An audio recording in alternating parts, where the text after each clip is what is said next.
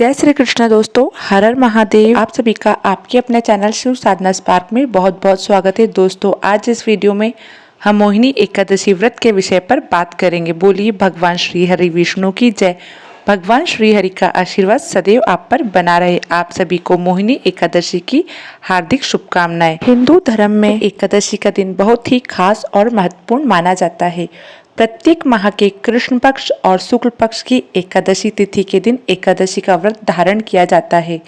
एकादशी का व्रत भगवान विष्णु और श्री कृष्ण को अति प्रिय होता है। सच्ची श्रद्धा के साथ, नियम और निष्ठा के साथ भक्त एकादशी का व्रत धारण करते हैं। इस दौरान भगवान विष्णु, माता लक्ष्मी, श्री कृष्ण जी का पूजन करते हैं, नियमों का पालन करते हैं। यह एकादशी सभी प्रकार के पापों को नष्ट करने वाली है। जब व्यक्ति के पाप और ताप नष्ट होते हैं तब उसके पुण्य का उदय हो पाता है। उसके बाद ही सांसारिक सुखों की प्राप्ति होती है। एकादशी की तिथि महीने में 2 बार आती है, एक शुक्ल पक्ष में और दूसरी कृष्ण पक्ष में।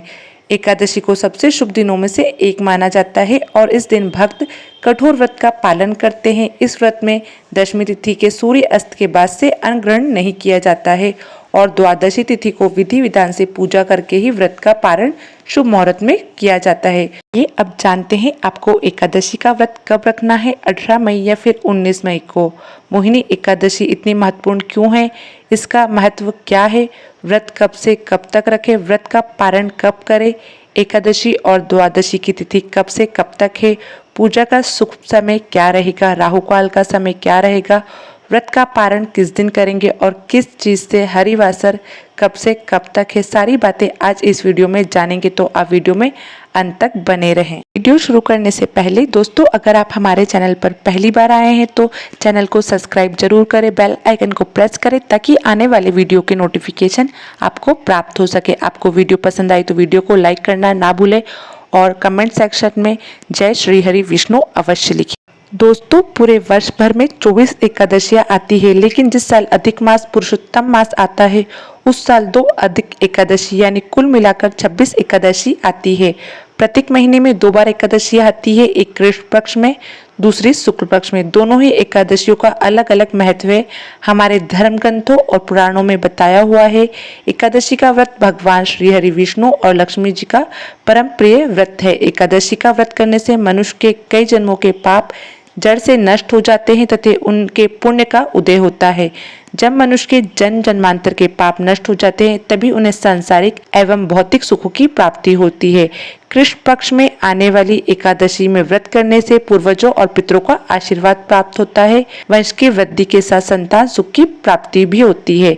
इसी प्रकार शुक्ल पक्ष में पड़ने वाली एकादशी को व्रत करने वाले से पितृ मातृकाओं और मातृ मात्राओं को प्रसन्नता होती है और उन्हें मुक्ति मिलती है।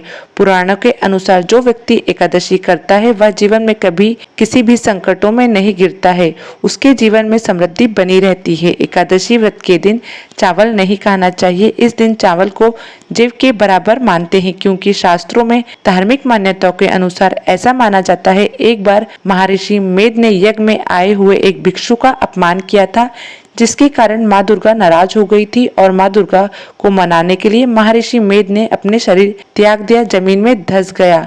इससे माँ दुर्गा प्रसन्न हो गई और महर्षि को आशीर्वाद दिया कि उनके अंग भविष्य में अन्न के रूप में उगेंगे। इसी कारण से एकादशी के दिन चावल और जौ उगा, इस दिन एकादशी तिथि को चावल को जीव माना गया है। इसी वजह से एकादशी के दिन चावल नहीं खाना चाहिए। दोस्तों, एकादशी के दिन दान करना बहुत शुभ माना जाता है। व्रती व्यक्ति को एकादशी के दिन सामर्थ्य के अनुसार वस्त्र, जल आदि दान करना चाहिए। मान्यता है इस दिन जल से भरे कलश का दान करने से बहुत अधिक पुण्य प्राप्त होता है, लेकिन इस दिन चावल और आटे को दान करना निषेध है। यह दोनों चावल और आटा अगले दिन द्वादशी के दिन दान कर सकते हैं। मोहिनी एकादशी के दिन भगवान विष्णु, माता लक्ष्मी और भगवान श्री कृष्ण के बाकी बिहारी स्वरूप का पूजन करते हैं। तो इस प्रकार व्रत धारण करने से व्यक्ति के सभी प्रकार के पापों का नाश होता है। यह व्रत मोह बंधन तथा पापों से मुक्ति दिलाता है। सीता माता की खोज के दौरान भगवान राम ने तथा महाभारत काल में युधिष्ठिर ने भी मोहिनी एकादशी का व्रत धारण कर अपने सभी दुखों से छुटकारा पाया था। मोहिनी एकादशी व्रत धारण करने से अनेक हजारों गोदान का पुण्य फल प्राप्त होता है। जो भी भक्त एकादशी का व्रत धारण करते हैं उन्हें एकादशी व्रत के लिए, जो कि दशमी तिथि के एक दिन पहले व्रतों का नियम का पालन करना चाहिए।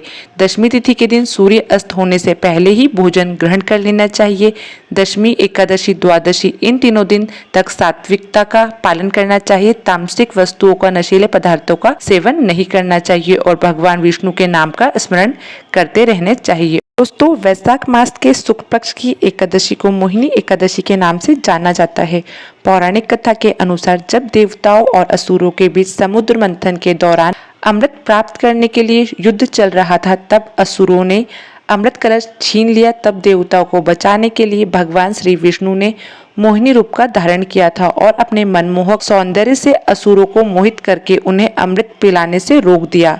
और तब देवताओं ने अमृत का पान किया और देवताओं को अमृत की प्राप्ति हुई और वे विजय हुए। इसलिए मोहिनी एकादशी को मोहभंजन एकादशी भी कहते हैं। इस दिन मनुष्य अपने अंदर के विकारों, दोषों जैसे मोह, लोभ, क्रोध और ईर्ष्या पर विजय प्राप्त करने का संकल्प लेते हैं। साथ ही भगवान विष्णु की कृपा से मोक्ष प्राप्ति की कामना भी करते हैं। तो आइए जानते हैं मोहिनी एकादशी के शुभ मुहूर्त तथा पारण के समय के बारे में। वैशाख मास शुक्ल पक्ष की एकादशी तिथि प्रारंभ होगी 18 मई दिन शनिवार को सुबह 11:24 से और एकादशी तिथि समाप्त होगी 19 मई रविवार दोपहर 1:51 पर। उदय तिथि के अनुसार एकादशी का व्रत 19 मई रविवार के दिन रखा जाएगा। व्रत का पारण जो कि हरिवासर समाप्त होने के बाद करना चाहिए। हरिवासर का समय द्वादशी तिथि का पहला चौथाई हिस्सा हरिवासर का होता है। तो द्वादशी तिथि जो समाप्त होगी वह 20 मई दिन सोमवार को शाम 4 बजे द्वादशी तिथि की समाप्ति है। तो सभी भक्तजन व्रत का पारण जो कि 20 मई सोमवार के दिन करेंगे। व्रत का पारण समय सुबह 5:12 से सुबह 8:12 तक व्रत का पारण किया जा सकता है। मोहिनी एकादशी व्रत का पारण जो कि कुशा के जल से व्रत का पारण किया जाएगा। यह संभव ना हो पाए तो आप तुलसी जल या फल से व्रत का पारण करें। एकादशी तिथि सूर्योदय का समय सुबह 5:11 और सूर्य अस्त होगा शाम 6:38 पर।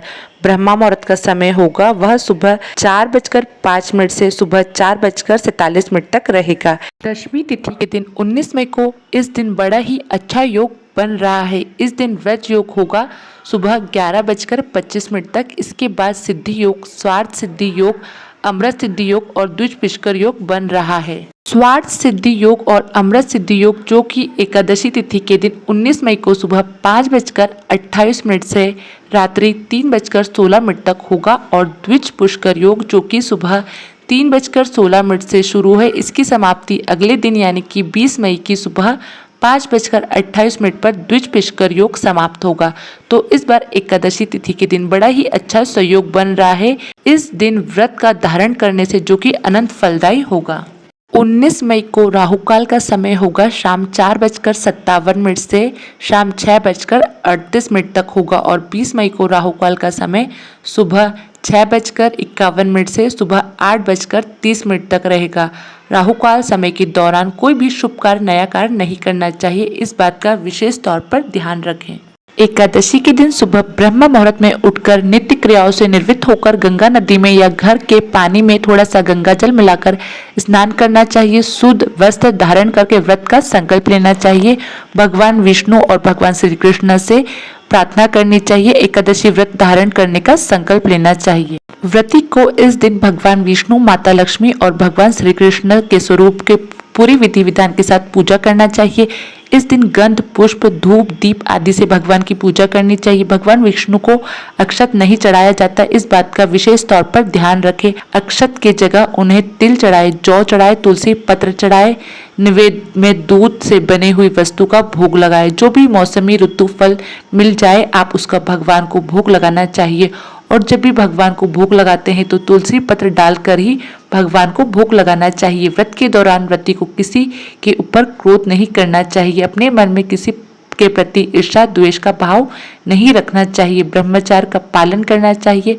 मांस, मदिरा, लहसुन, प्याज आदि का प्रयोग बिल्कुल भी नहीं करना चाहिए। भगवान विष्णु के ओम नमो भगवते वासुदेवाय आदि मंत्रों का जाप करना चाहिए। श्री कृष्णाय गोविंद हरे मुरारी मंत्र का जाप करें। भगवान विष्णु अपने भक्तों पर अति प्रसन्न होते हैं, अपने भक्तों के सभी प्रकार के पापों को नष्ट कर देते हैं। जीवन में हर प्रकार के सुखों की प्राप्ति होती है और अंत में मोक्ष को प्राप्त होते हैं। आपको यह वीडियो अच्छी लगी तो वीडियो को लाइक और चैनल को सब्सक्राइब जरूर करें।